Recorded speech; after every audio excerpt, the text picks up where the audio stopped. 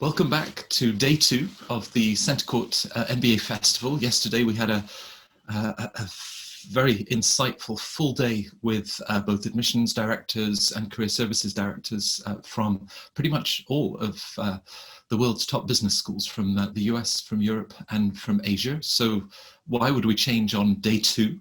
And we're starting with an admissions panel. No, we're not. We're starting, sorry, day 2. I better get this one right. We're starting with a careers panel, and I'm delighted to be joined by Zoe McLaughlin, who is the Head of Employer Engagement and Career Services at the London Business School. So it's great to see you. Thanks for coming back to Centre Court. We also have Tony Summers, the Director of Employer Engagement at HEC Paris. And I think, Tony, we really want to have you sort of talk about the current market and how students are adapting to these conditions. It's also great to have Rachel Tonner. Rachel is the Head of MBA Careers Provision at Imperial College Business School. And a dear friend of mine, Brandon Kirby. Brandon is the Director Admissions at the Rotterdam School of Management, Erasmus, as I like to call it, RSM. It's so much shorter, Brandon, right? So thank you, all 4 of you. Now, we met up, what was it, about 5-6 months ago as the class of 2020, many of them heading towards the summer and how they were adapting to the market.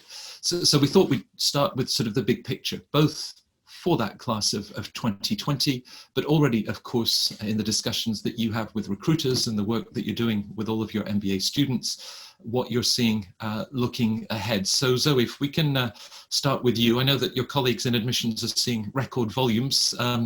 It's a tough and a busy year for everybody, right? It is. And I mean, I remember when we had this conversation back in April, I was feeling very optimistic about the job market, and that did to a degree bear out. So the summer internships went ahead almost without a hitch. You know, the numbers were in line with any other year, and it was a really surprisingly buoyant summer because I think we've been expecting the worst. However, you know, we must say that when it came to sort of full-time recruitment for the 2020 class, it has been a little bit more patchy. I think that the sort of the second wave of the virus, the uncertainty that lasted for so long, did have a bit of an impact. And I know we're currently in a position right now where we're supporting our students as best we can to try and get good opportunities full time. But I think they're definitely feeling it. However, if we look ahead again to next summer, so the summer of 2021, it's looking buoyant and optimistic again. I feel slightly bad for those guys that are kind of going to be graduating in the next couple of months, because I think those are the ones that are going to feel the tail end of this. But when we look ahead, again, I would like to come back and say, feeling pretty optimistic. I think that's the summary I would say from what we're seeing at the moment, certainly.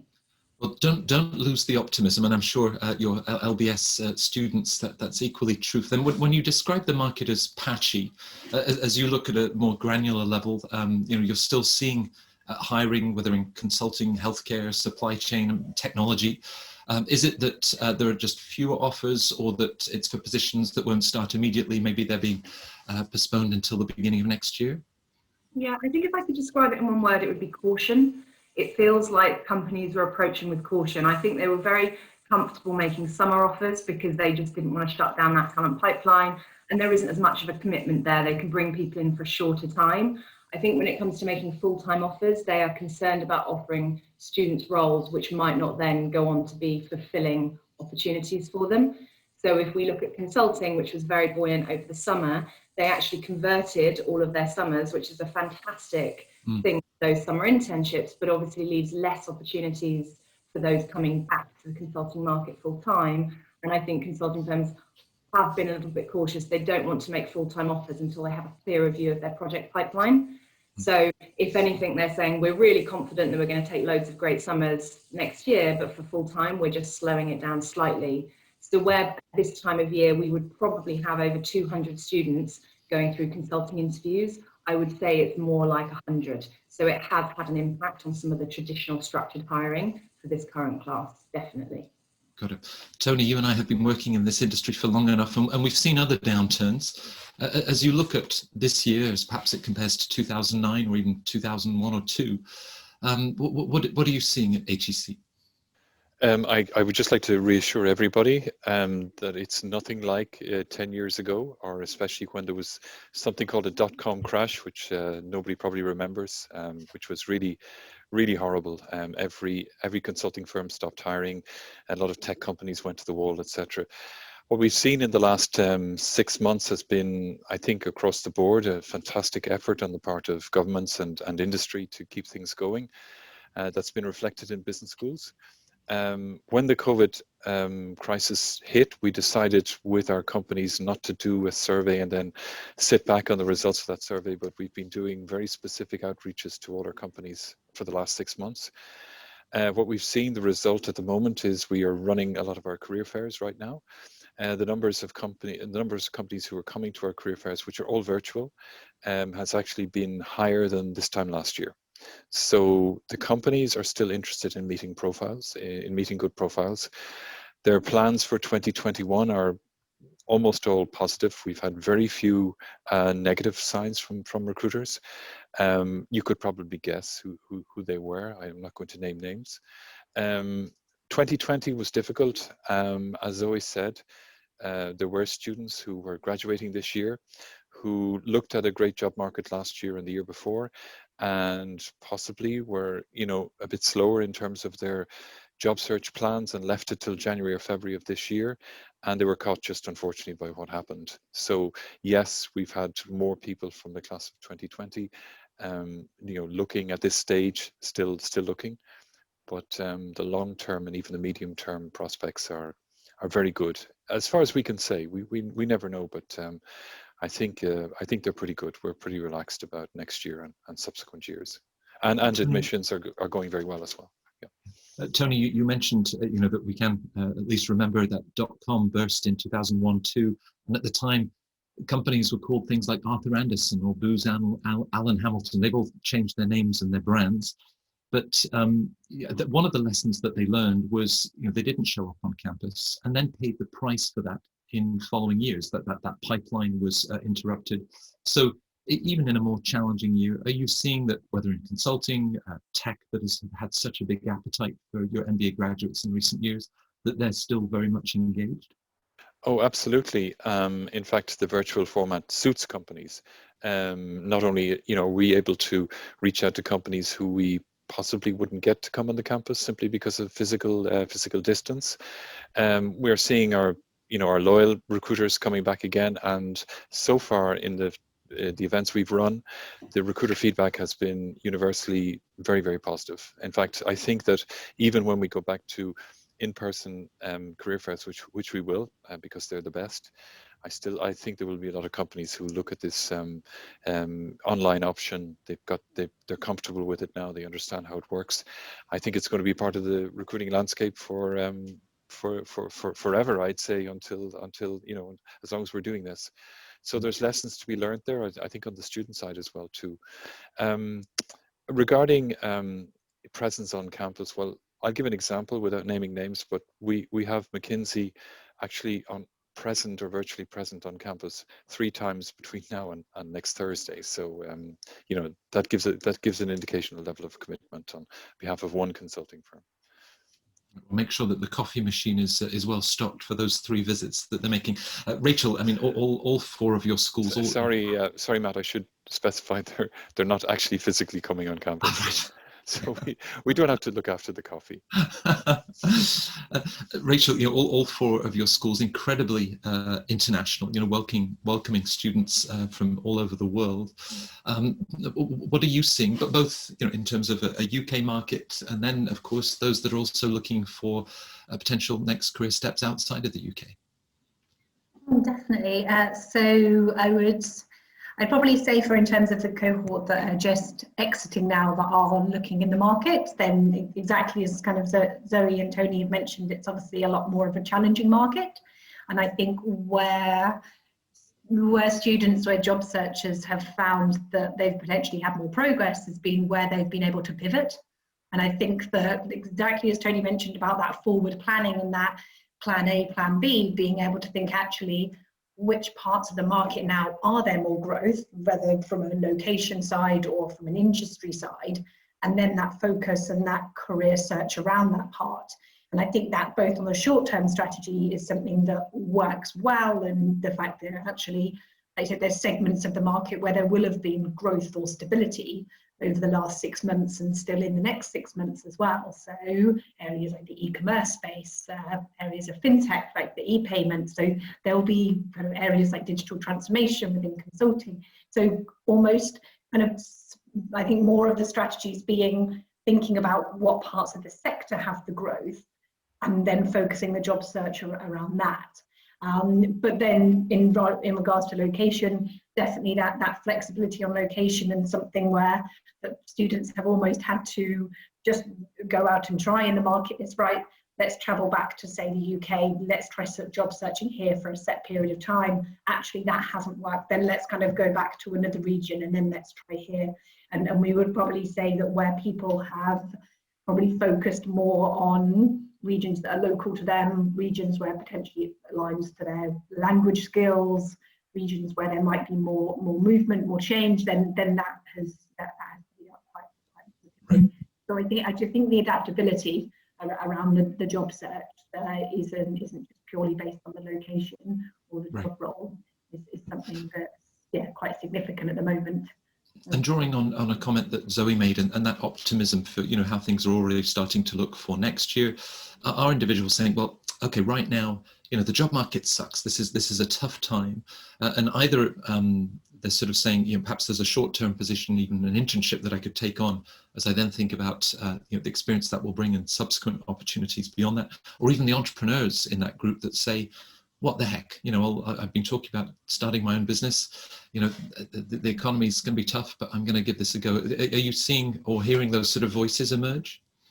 No, definitely, and especially from that entrepreneurial side as well. I think it's always about that taking stock of how does the market fit into that as well, because actually, if you're thinking about that entrepreneurial route, it then still needs that product or service needs to align either where the market is or where the market is shifting and going to, and whether it's more around kind of remote communications, like the whole flexible working shift that is coming in. Like, I think it's about, yes, people definitely experimenting and trying different directions, or being more creative maybe within the job search. But I think, again, just picturing, right, where's the market at, where's the market going to, and then feeding that into everything as well is really crucial. Brandon, in Rotterdam, of course, the world moves in and through and out of Rotterdam. You have Europe's biggest port, so supply chain. You have many multinationals that are within 50 kilometers of the campus. So, as you look at that wider global economy that the city's at the heart of, what are you seeing in terms of where there is sustained demand and interest, and perhaps, at the sort of picture looking ahead to 2021? Yeah, definitely. I think that obviously the logistics area for us and supply chain has historically been strong, and that's just continued throughout what we're seeing now. Once everything hit, we did see kind of a pause. And I think people now are coming out of that sort of moment cautiously optimistic, kind of like what Zoe was saying. And what they're trying to make sure of is that they're still keeping in touch with people so that they can go back to those people if they need to hire for positions. We're seeing a lot of reorganizations and restructurings of companies, which obviously presents new opportunities and new roles that open up. So that's something else that has been kind of interesting for us. It's just, I just got the recent report or the numbers back that while we did have a few less placements of the class of 2020 compared to years past, it wasn't dramatically less. It was actually better than we had expected. And when we unpack that and look underneath and see where the companies went to, for us, for example, Amazon was a clear winner. And as Tony was talking about virtual visits, what we're seeing actually is that for companies, it actually makes sense for these virtual visits because there's less investment of time, energy, and resources. So in the same day, they can go to a career fair at Imperial, at LBS, and then follow it up with being with HEC and with RSM, all from the comfort of their own home. That does mean that the candidates need to be more dynamic and engaging when they're at these events. So I think that cautiously optimistic, there was a pause and kind of a freeze. We're starting to see things open up. I think companies are trying to bring in new talent before a second wave hits. So if they have needs, they're trying to fill them now because they don't know what the next 6 months will hold. But I think we're all getting used to the new normal and knowing that this isn't going away anytime soon. And if you completely stop your recruitment process and keeping your pipeline full of talent, you are going to be caught out when the world eventually goes back to whatever normal is after this year. You mentioned a company like Amazon. Of course, I think I read this morning that Jeff Bezos is now $70 billion richer than he was at the start of the pandemic. But some of the tech giants are having a good COVID.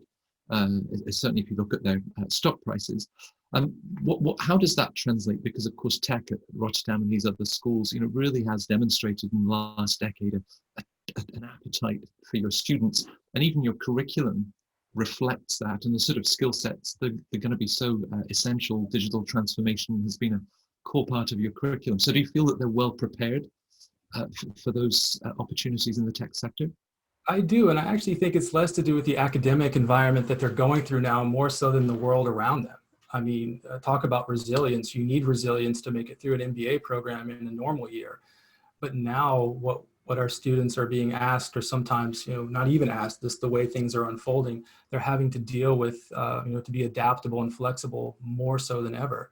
So I think from that perspective, outside of any particular curriculum, students are perhaps better prepared in years past to take on the challenges that they're going to face and the roles that they will eventually take up after they graduate. Specifically to the curriculum, I mean, I do. But I do think actually it's more of the environment that we find ourselves in. And I think that as we move forward 3, 5, and 10 years, and we look at the students who come out from our schools during this time, I'll be curious to see how they track in their professions as far as do they do better compared to other groups, because they really went through some serious moments that will probably prepare them for when there are leading companies that go through similar serious moments. And I think that's something that will take a little time to bear out, but it's something I think could be interesting to watch. Right. Zoe, in terms of a network and support at LBS, of course, the graduating students of this summer, when they spent their first year, they were all mixing with the second year students, and then the Sloan Fellow students and the EMBA students, all of this activity on campus. So how can that alumni network, that support group, really make a difference in a situation like this? Yeah, I mean, it's one of the absolute primary reasons I think to invest in an MBA is that network, because it's there for you on the program and it's there for you for the rest of your professional career and life. I think, we have a more complex, I guess, list of programs in a lot of business schools. So I think our students really benefit from the fact that we have everything from young masters right through to sort of senior executive leaders. So there really is an opportunity to learn from people at all different stages of their career journey. I think practically it's been super useful. So we did a project over the summer with our alumni to try and get as many opportunities as we could for our current students. And that yielded over 200 projects and internships for our students. Some of those were unpaid, but we were of the belief that getting some experience, getting something to put on the CV was the priority for a lot of our students. So there's that really practical sense of they can help our students get jobs, right through to just that mentoring, that soft skill. Rachel was talking about entrepreneurs. I think there's a huge amount of support in that area, whether it's from investment through to just advice, through to just being a loyal customer. I think that network really is it's a huge support, both practically, but I also think emotionally and everything else. So it's really come into its own actually through this crisis, and it's been wonderful to see the community really come together. Right. I think the president of the Entrepreneurship Club at LBS last year has this brilliant business initiative that he's taken on, and he's taken the entire team to Poland because he can. We're all working remotely anyway. And the cost base is obviously much more affordable there. So they're running with this situation. Now those sort of characteristics, Tony, in terms of resilience, grit. Well, that sounds like a Die Hard movie or something. But with even how companies are recruiting, you talk about virtual fairs or McKinsey and others, how they're engaging now. What are the skill sets that you think are essential for candidates to really engage and shine in this virtual context? Okay, I'm very happy to answer that question, Matt, thank you. But just to come back to what Brandon was saying about, is there a long-term trend in terms of students who go through difficult times when they're getting their MBA degree? Not having any data on this, but having some level of experience, I think it could definitely say that people who come through difficult times, what doesn't kill you makes you stronger, will actually learn more in the long run in terms of their career, which is, I think, is important when you think about your long-term career. The MBA is only a start, but there is a definite connection between the two things. Actually, last week we had an alumni finance event, and it was very interesting that one of the alumni there was somebody who got into investment banking in 2009, I believe, and is still working in the banking field. And you know, he didn't mention at any stage that he went in at a difficult time or anything, that it was all like water under the bridge. It had been done. But to answer your question specifically, and this is something I would like to say to candidates, is doing these fairs virtually, doing all our recruitment events virtually. Yes, in the past we did occasionally do a virtual event, but it's really across the board now, everything is virtual. We see a slight trend in the sense that we see that students, to some degree, or the students, that people who are attending these events, are a little bit passive.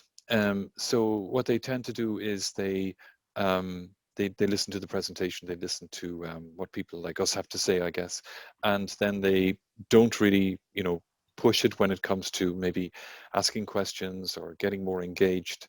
And then when we do our career fairs, we have actually opportunities for students to meet recruiters pretty much on a one-on-one basis. And some of the recruiter feedback and some of our reflections on this has been that the students have been quite passive because it's a screen. My advice to anybody thinking of doing an MBA, and indeed anybody moving forward in the work life, is to understand that virtual recruitment is really, really going to be a part of the landscape moving forward. And I think it's very, very important to think about every aspect of your presentation when you're in front of a screen, and that's not just the physical, but also, of course, everything that you do, every way that you interact. You have to show even more engagement than you would if you were there in front of somebody. So I think that's something that people really should take on board, because, as I said, if we go back to in-person recruitment events, which we will, this will be a fact of what we do in the future, and it will be the fact of how you interact and get a job with the recruiter. Yeah.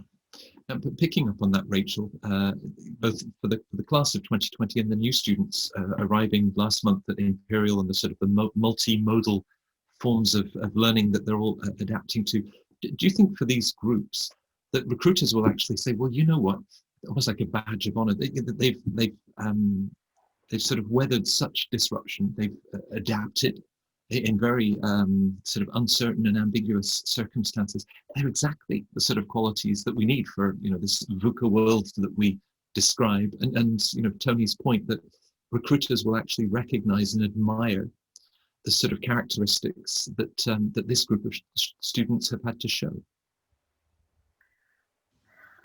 I think so.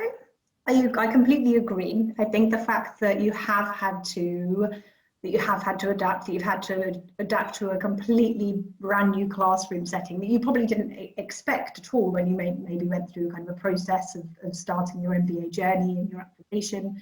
And I think the fact that you've then been working in groups where 50% of your group is within a spaced distance from you, the other 50% is on the screen, and then you're having to really kind of build that team still and have that communication to make sure that MBA is a success, and that module, that project is a success. So I think there's a huge amount of adaptations that students will have just built and experienced as a result of, like you said, the multimodal delivery, just even these last few months. I think all of that said, I think articulating that and still sharing and being able to reflect and understand that, and like I said, then share that to the recruiters will be key, because I think as much as recruiters are very aware of the fact that we've all gone through this period of change, and that will probably be something in their minds, that the candidates, they would have an expectation that adaptability is maybe slightly stronger than it might have been in previous years. But I think still being able to explain and how has that been built, or how has that affected you and impacted on you and your group, and so on. I think that ability to still articulate, and I think adaptability is definitely a trait that the recruiters I think even in previous years, it's always been a skill, a competency that has been desired, has been needed. But I think these last 6-8 months have just have shown the need to actually be able to adapt, be able to make decisions potentially within a really time pressured period, but then be able to make still measured and well thought through decisions, but with that again kind of adaptation and change as a big part of it. So yeah, I think kind of adaptability was one that really sprung to mind when you were saying about skills as well.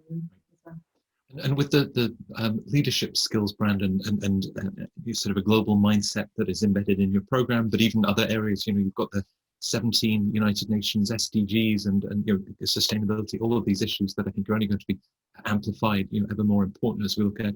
Tony had talked about, well, of course, the first position coming out of business school, it's a stepping stone, because you're all helping these individuals in their personal professional growth for managing a longer term career, including the autonomy that goes with that. So how do you sort of prepare them, not just for what happens immediately out of the MBA, but getting them to think about 3 years, 5 years, 10 years down the road? Yeah, and that's obviously even more challenging now, because who knows what 3 and 5 and 10 years looks like, more so than ever. One of the things we are advising is in the beginning, perhaps widening the search of the roles and positions that you're interested in filling. We're seeing the roles are still there, but there's a significant amount of more applicants for those roles. And so trying to tell students, look, don't get disheartened.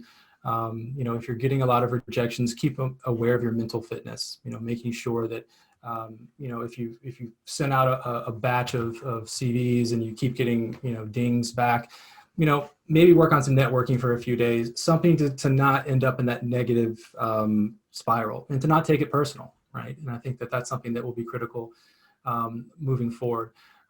We've really emphasized and started earlier in the program with this year's class, a lot of the career coaching that we do, which for us, all of our career coaches are former recruiters. And I'm not saying that's unique, but at least for us, that's the way that we approach it. So we do a lot of things through the eyes of the recruiter. So working on your storytelling, working on your LinkedIn profile from the eyes of recruiter, working through the algorithm of LinkedIn to try to make sure that you're showing up on top. I think the key to realize is that, at least for us, because a lot of our students, and this is, I think, common across international schools, a lot of the students who come to us, because the classroom is so international, are looking to stay outside of their home country. They would prefer to work, whether that's in the UK or France or the Netherlands, somewhere different than where they came from. So that's why it's critical for them to sort of place in like a hierarchy in their mind of what's most important. Is it being a consultant, or is it finding a job that I think is interesting enough that's going to help me stay in the Netherlands, for example, or stay in the UK while I get my network, while I get my bearings, to then maybe use that as a stepping stone before. Whereas in the past, I think you had a clearer chance perhaps of ending up where you ultimately wanted to almost right out of school. The game's changed a little bit. And so I think it's important for candidates and graduates to really prioritize what they're looking for post-program, and realize that instead of taking 1 or 2 steps, it might take you 2 or 3 steps to ultimately get to the company or the position that you're looking for. So again, going back to that adaptability and flexibility, and not looking at it as a failure if you didn't land that one job that you wanted, but really commend yourself for the fact that you came from Brazil, you studied in Europe, and now you're working here in Europe. Okay, it might not be for your top choice company, but you're still having an excellent quality of life. And then you can work towards, as markets change and you develop your network, towards moving to where you want to go. So, right. So this idea, Zoe, of how should we describe it? Expectation management. I don't know if that captures it. You've got applicants that are saying, oh, why business school? Why LBS? And this is what I want to do when I come out of the school. And you then work with them over the next 2 years. And that's a very fluid, they have a summer internship that could redefine. So how do you work with them? Can you sort of explain to viewers, because I think this magic box of what you do in careers to help them on that journey from sort of early career stage planning, and how it needs to adapt and part of that adventure. Yeah, so it's interesting because I also do some admissions reviewing as well.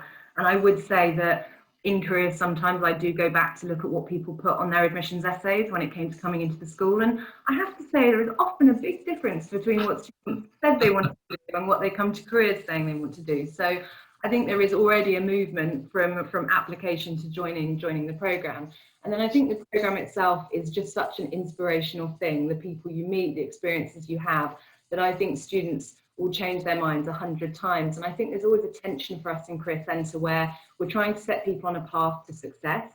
So there are decisions that have to be made early. For some recruitment, like investment banking, you need to decide pretty quickly if that's kind of going to be in your basket of things that you want to do, because you don't get a second chance with that, really. It's kind of within a few months on that path.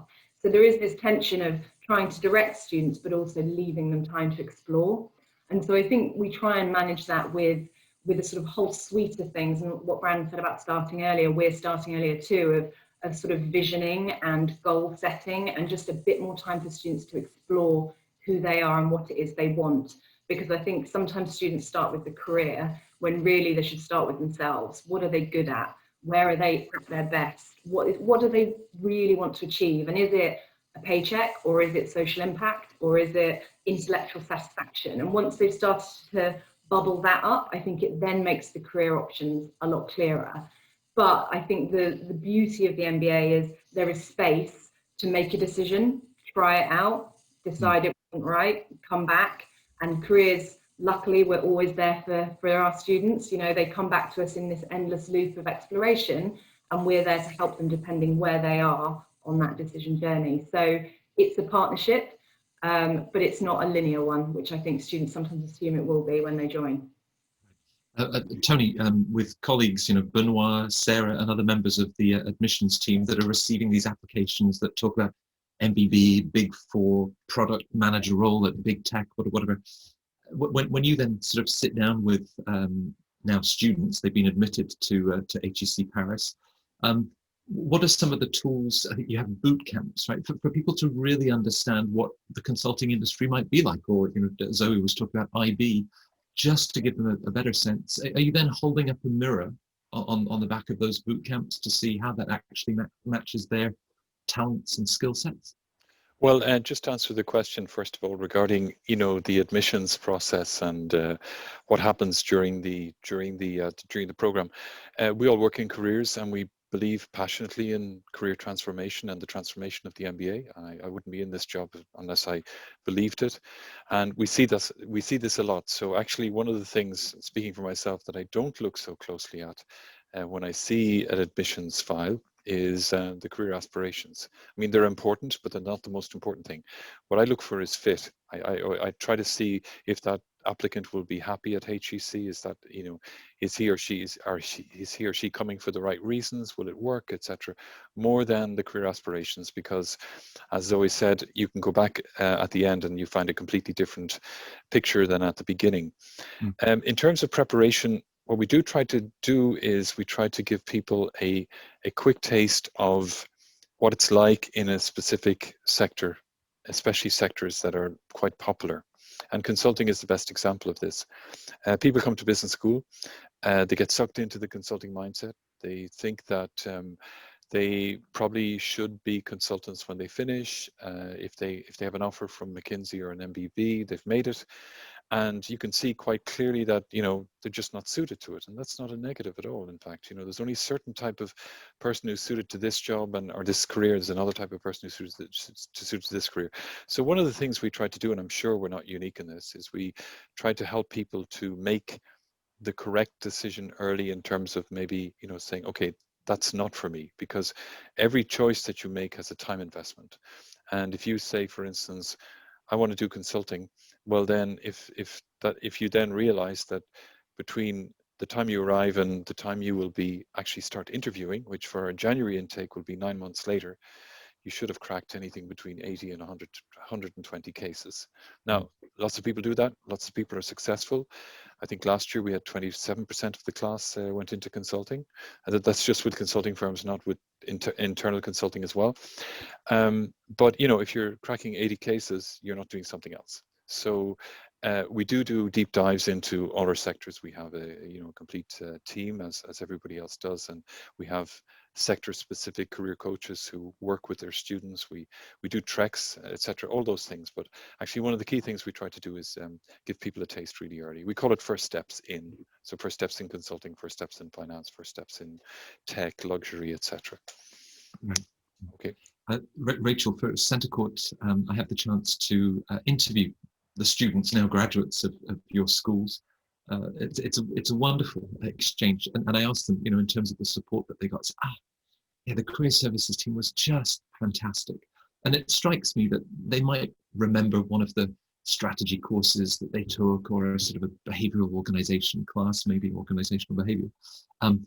But it's those soft skills, and very often, that's at the heart of what you're then working with. So, who do you then bring in to share that sort of soft skill development? Is it sort of coaches, experts? Because it strikes me that this is a hidden gem that's part of the program, and I want to tell the world about it, because I think this is part of the transformational aspect that Tony describes. So how do you organise that at Imperial?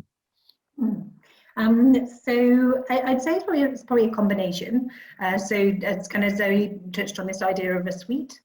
So a suite of support. So whether that be via external experts coming in and facilitating workshops, discussions, conversations around soft skill development, around coaching, around emotional intelligence, or some that are maybe even kind of slightly earlier in the stage as well, when they're still considering and exploring their career. So I think things like workshops, things like obviously having kind of both us and externals for some variety as well, is something that the students often really appreciate. I would say something that's quite the significant part of it is that whole piece of, like you mentioned before, Zoe, is around that the knowing yourself. I think I saw all of us nodding when you were saying that actually that time that I think that an MBA often does provide, and especially we try to balancing a little bit of a deadlines conscious in your mind of particular companies and programs, but that time to almost take a step back and reflect on actually what would I get energized by doing day after day, what is it that I really value, where do I really see myself aligned to that, is such a crucial part of the MBA experience and of the careers part of that journey as well. And within our side, doing more of our career consulting and this kind of one-to-one reflective conversation, which enables you to then really dig in and really probe and really sometimes challenge or sometimes support and encourage about actually that person's kind of range of skills and that person's in areas that actually they do want to kind of develop and flourish, or areas that don't naturally sit, and how they can shift that and what actions can they put in place over the course of the MBA.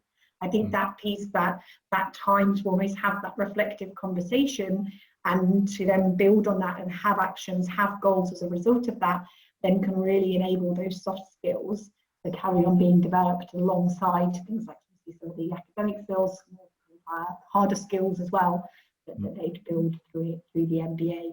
So I'd say the kind of the support, as you said, is kind of that suite of support, but it has that balance that we really try to have within careers. That actually, yes, a lot of us are all kind of coming from that recruitment piece, that place, but whether we kind of balance that with more reflective, more coaching style conversations, and then obviously tailoring that for where that student is and what it is that they need.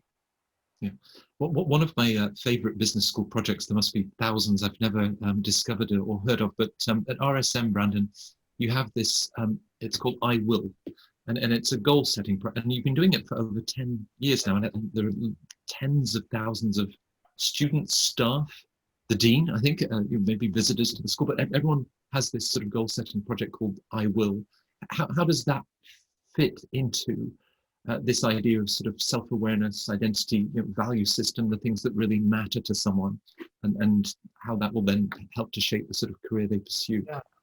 Yeah, it's interesting because oftentimes when we're thinking about business schools, we're thinking a lot, especially when you're on the road and you're meeting people, it's oftentimes about the hard skills. Well, I need to learn more about finance, or how do I get into consulting and things like that. And oftentimes in those beginning conversations, you don't always have the opportunity to talk about the more personal leadership style of things, and the soft skills are going to help you. It's one thing to get your foot in the door and get the job, and that comes probably from showcasing you can do good at case cracking or things like that. But what's going to help you maintain and stay in that role oftentimes is the interpersonal relationships you have and how you lead teams. So the I will statement was born out of the notion, kind of like what Zoe was saying about helping students to set goals and to have a broader view of just getting those blinders on when you're in an MBA program and thinking about, I need to get a job. I'm here to get a job. Everything else is great, but this is what I'm here for. So we asked students at the end of some of their personal leadership development courses to develop an I will statement, and it's forward-looking. It can be anything you would like. We have some that are very specific and very heartwarming. We have some that are perhaps a little bit more jovial. But the key is to get them to focus and think about what kind of impact do they want to have on the world. Now, you mentioned earlier our mission statement is based around the 17 Sustainable Development Goals. And so RSM's mission statement is to be a force for positive change. So the idea is, what kind of lasting impact are you going to leave on the world around you beyond, and typically it is beyond your work, right? We really force people to think outside of that, I will make shareholders profit, right? I mean, it's about more than that. And it's really interesting to see, we do it not only for the MBA students, but also our bachelor master students. So we do have, I think, over almost 13,000 individuals now, and you can just see what it is and to see how they've thought about it. And it's interesting to see people revisit it and recalibrate at different stages in their life. And I think that's something that keeps a connection with the school, but it also reinforces that this journey that we're on isn't just about the job that you have, but it's also about the world around you and how you fit in that and how you impact that. And the I will statement has been a way for us to take that intangible notion of impact and service and given it a tangible form. And it's been really powerful for us. Absolutely. And that sense of purpose, Zoe, we talk about a digital native generation looking for meaning in their career. Now that could be social enterprise, that could be non-profit work, but I mean, equally in finance. Someone was saying to me the other day, well, finance is going to help to solve some of the world's thorniest problems. So I'll tie my question into one of our viewers who's asked about advice for looking to get into impact investing in Europe. But is it something that you see and is a sort of a dialogue with you and your team in terms of a meaningful career, again, over a medium to long term, and helping them to recognize that you will find meaning in multiple sectors, including impact investing, the question we just had? Yeah, and I think that the first thing to say is that meaning means something different to everybody. I think there is definitely a trend that we have absolutely seen without doubt that, this generation is so much more kind of geared around impact and giving back and making a difference to the communities around them, and that's wonderful. But I think it's also okay if meaning to someone is they want a job that will make their family proud of them. I mean, I think everyone is motivated by something different. I think the key thing is, one of the challenges of doing an MBA is what we call the herd mentality, where you kind of get sucked into the flight paths of other people's career goals. And I think things like consulting and banking, they come to campus with such a bang that students can often be left thinking, well, if I don't get on board that train, there'll be no opportunities left. So I'm just going to go for consulting because it feels like the right thing that an MBA should do. So I think it will come back to the things we've all been saying, which is it's very individual. And I think the way that Career Centre can support students is to help them really distill what that meaning is. And then the other part of our role is to connect them with the market. And obviously, because we know that students are so incentivized by meaningful careers, we are developing relationships that are much broader than the. So yes, impact investors, NGOs, organizations, because there's a huge scale, isn't there? There's organizations that are just ethically good versus actually kind of going out there and doing large scale social impact projects.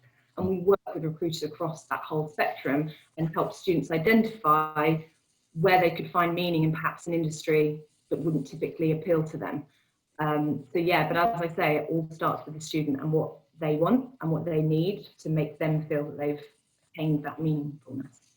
Right. Tony, we've talked about other downturns, and of course, you're helping people prepare for today's job market. Do you always have in the back of your mind that you're also preparing them perhaps for roles, jobs, even sectors that don't exist today? I wouldn't pretend to have that level of knowledge or insight. Far be it from me. I've been proved wrong so many times. I was proved really wrong in 2016 with 2 major political events. So I wouldn't dare to say that, but I would actually like to hop on what Zoe was talking about, which is, what will be the trend for the next 10 years? I think 10 years ago it would have been tech. We say tech is behind everything. It still is, but now it's almost ubiquitous.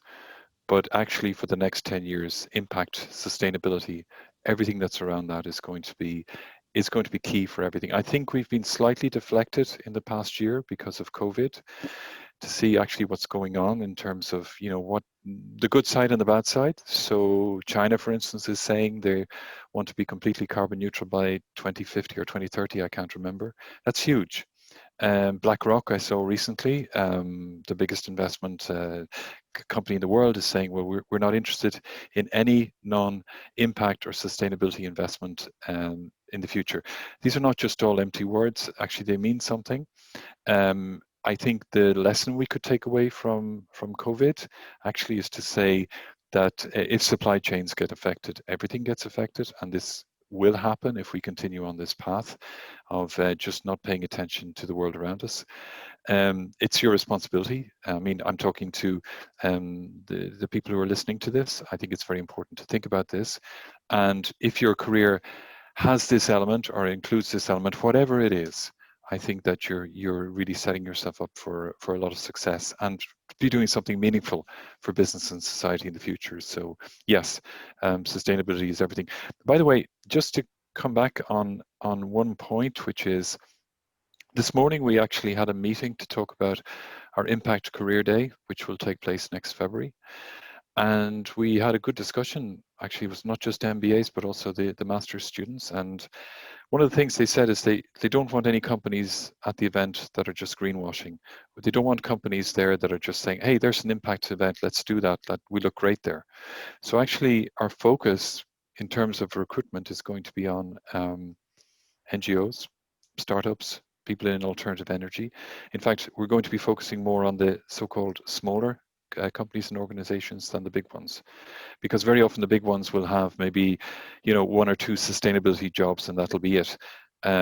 So just to say that, to talk about how aware our students are about this, is that they are also saying we want the right kind of organizations. They don't have to be the biggest, but we want the right ones. So that's my take for the next 10 years, and I think I'm fairly safe in that prediction. Right. Yes, we'll see what happens on November the 3rd, won't we? I mean, Tony also sort of implies with that, Rachel, that students come to you and say, here's this emerging sector, or there is this small firm or sort of ecosystem that I'm really interested in. So how do you keep up? Because the economy needs healthcare. I think is an easy one to predict in terms of the impact and importance that will have, certainly given recent months. But how do you manage to sort of keep your pulse on all of these different sectors? Is it that dialogue that you then have with students and graduates?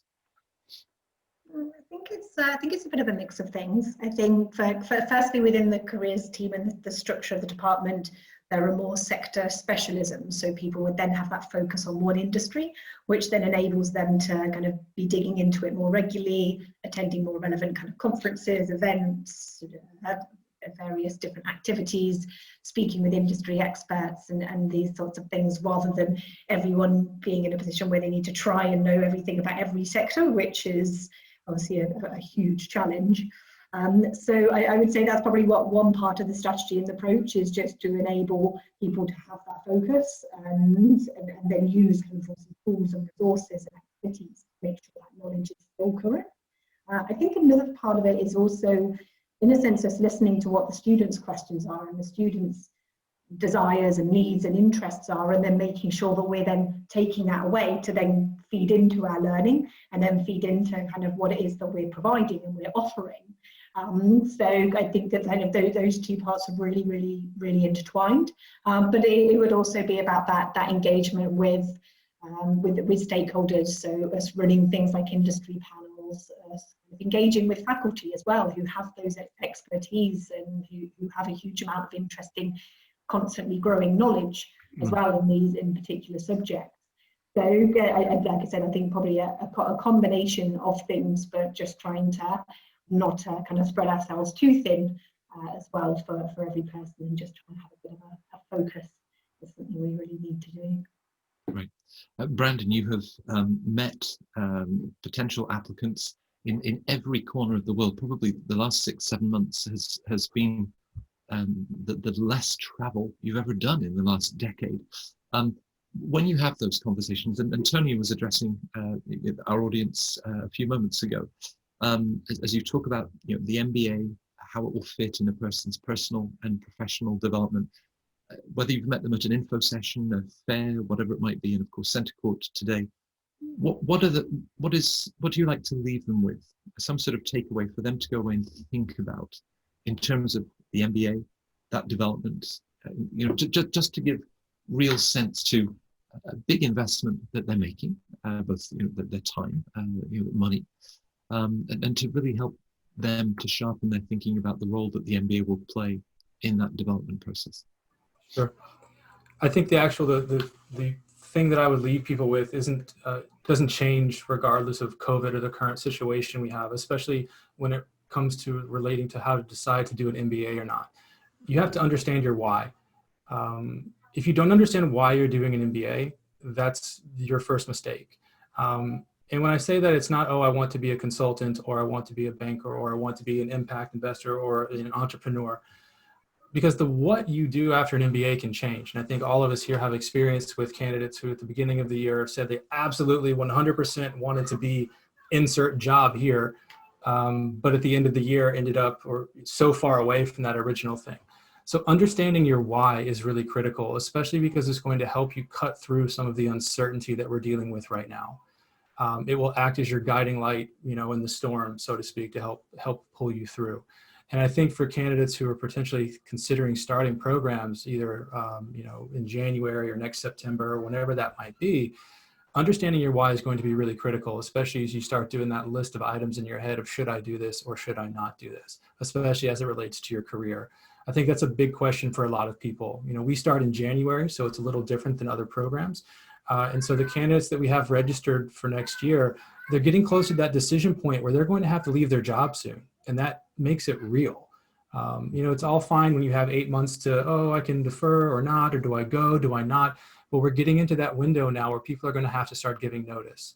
And that really is going to make that decision concrete. So understanding your why, about why you're doing the MBA, is going to be really, really critical, especially in this uncertain world that we find ourselves in. But it's always been that way, but I would say more so now. Right.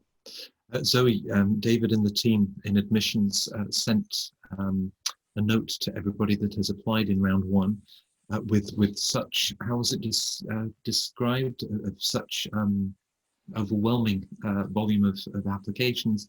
They're going to need an extra week or so to organise interviews and even push back decision deadlines. A year later, a new cohort will show up, 480, 490 individuals. And among them, I often sort of hear from some of the students that I speak to, almost a sense of an imposter syndrome of, so many bright, brilliant, talented people in this program. Should I be here? Do I deserve to be here? Am I, as good as them? When you get to sit down with that sort of individual, how do you sort of reassure them, saying, David and the team, if they saw something in you and we're going to work with it, how do you sort of embrace that initial sense of apprehension, perhaps, and, do I deserve to be here? Yeah, and it is a very real thing, and it's something we hear a lot from students, because obviously all of our schools are taking the brightest and the best, but then when you put all the brightest and the best in a room together, the league table kind of changes, right? And the top 5% looks different to the top 5% perhaps from where these students come from. So I think it's something everyone grapples with. I think the point is that the Career Centre offers tailored support. It's customised to students. So I think it's a bit back to Brandon and his why, and my piece of advice would be about students auditing themselves and really understanding where their gaps are, being honest. What are your weaknesses? Are you someone who actually shrinks from networking situations? Do you hate presenting to large groups? Are you actually not that analytically strong? Do quantitative things make you kind of freeze? Like, understanding those things about you and being honest with yourself and coming to Career Centre and talking to a coach and being able to articulate the gaps that you personally want to fill means that you will have a personal journey. So yes, you are going to be competing with your peers, not just at your school, but with all of these great schools for potentially some roles, but it's still your personal journey. And I think, I think the people who make the most of the MBA and the most of Career Centre certainly are the ones that just really take it for themselves, say, right, this is my journey and I'm going to lead it and I'm going to take advantage of as many resources as I can, not get too distracted by what others are doing or what others think I should be doing, and just really kind of take control of my journey. And I think if you know why you're there, as Brandon said, and you know what it is you need to try and achieve in that time, then the support that Career Centre and the school generally gives you will enable you to forge that path. So everyone feels it, but everyone will grow and learn and won't even recognise themselves by the end of the programme. And that's I mean, as Tony said, that's why we do this job, right? To see that transformation take place. Yeah. So we talked about the why. We talked about that self-appropriation. Getting up in the morning with a sense of purpose and something meaningful. Tony, you did say, this is one of the reasons that you do what you do. What do you love most about your job? Just a final thought, perhaps, for this webinar. Yeah, it's the thing I would say almost from the beginning is just seeing people change and transform. It's an overused word, but actually, it's quite interesting to see how many people we do something here at HEC, which every school does, and so we're not special in that regard. Is we track our students to see how much change they've done, and with this, there are three parts of it. There's sector change, function change, and geography change.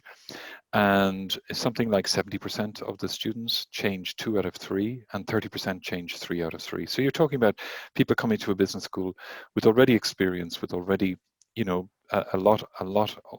They have a lot already, and then they make this complete change in 18 months or 2 years or 12 months or whatever. That's really great to see. It's great to see people grow.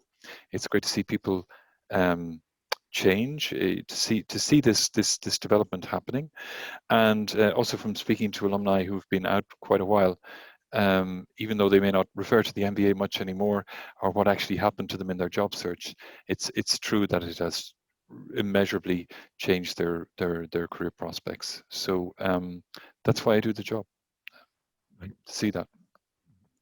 We talked about sort of empty campuses and how strange it is not to have that energy in the corridors, or perhaps students that are coming into the career services office. Rachel, when we imagine or back in that sort of environment, but even today in the current situation, what do you love most about it? Is there a favorite moment that you have? I think it is very, very similar to Tony. I think it is that, I think in a sense it's the familiar faces, the fact that you're working with these students for over the period with our full-time MBA for those 12 months, and actually really, really get to know them. And the fact that they are all so different, such huge diverse backgrounds and opinions and everything, it's just, it's just so rewarding and interesting to actually have these conversations with people, be able to support them along their paths. And like it's you learn things along the way yourself about this person, about the kind of their different parts of their own work experience, their own backgrounds, and just being able to then, when you're on campus, sometimes see them as a group, cross paths with them, be able to kind of actually have more of a, if you're not in a session, be able to have that hello, be able to see them all together. I think that I find that really energizing, and just the reward of meeting just such a diverse group of people is often so humbling and just, like I said, so interesting as well, I'd say, in my role. And to wrap up, Brandon, your I will statement, what is it? It's funny, I've had several. Part of my time is spent on the marketing side as well. So I do help in careers. I do a lot of stuff in admissions. My I will statement is that I will grow the brand, which I know sounds kind of silly, but it's been something I've lived with previous lives as well, and it's something that I've brought in here. So probably not as good as other people's, if I'm being 100% honest. I think the funniest one I've seen is I will breed unicorns. That was a fun one. Hopefully referring to large scale tech companies and not the actual unicorn, but it makes you think. So I would challenge people to think about what is your personal brand statement, and it's something you also hear we advise for our students as well, because that can help also guide where you go and what story you tell with the people that you meet. So you are reassured you're a great brand ambassador, all four of you, an absolute credit to your school. I think that presidential candidates have a lot to learn for this sort of discussion. You listen to one another. You pick up on what another panelist says, and I didn't interrupt anyone once. I mean, you know what? I'm ahead of the game as far as a lot of Americans go right now. So what can I do? My urge to say "shut up, man" is quite strong, but I won't. Right, exactly. So we'll see what the next debate brings. But for this panel, thank you all four of you, to Zoe, to Tony, Brandon, and to Rachel. That's wonderful content. We will run the transcripts on this one because I think there's so much for future applicants to think about, and even current students as they engage on those virtual career fairs and all the other initiatives that you've undertaken to support them. Optimism, keep that optimism, Zoe, for 2021, and the unicorns too.